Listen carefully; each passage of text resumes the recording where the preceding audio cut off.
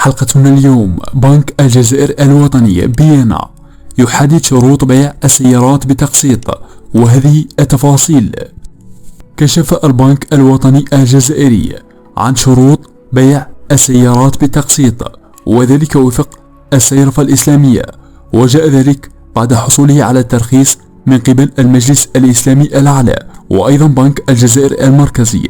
وأوضحت أمينة عثمانية رئيسة قسم الصيرفة في بنك الجزائر الوطني بيانا على هامش يوم إعلامي حول قانون المالية أن بنك الجزائر الوطني حدد شروط لمعاملات بيع السيارات بتقسيط وفق الصيرفة الإسلامية.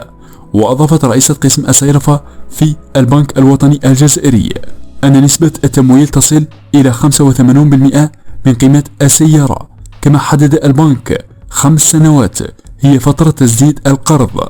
وحسب عثمانية فإنه يجب على المشتري أو الراغب في اقتناء سيارة بتقسيط أن يكون له دخل منتظم ويثبت ذلك، بالإضافة إلى أنه يكون قادرا على تسديد ذلك القرض.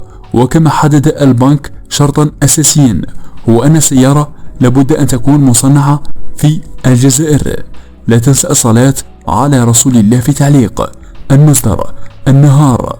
شارك هذا الفيديو مع أصدقائك ليصل إلى أكثر عدد من المشاهدين.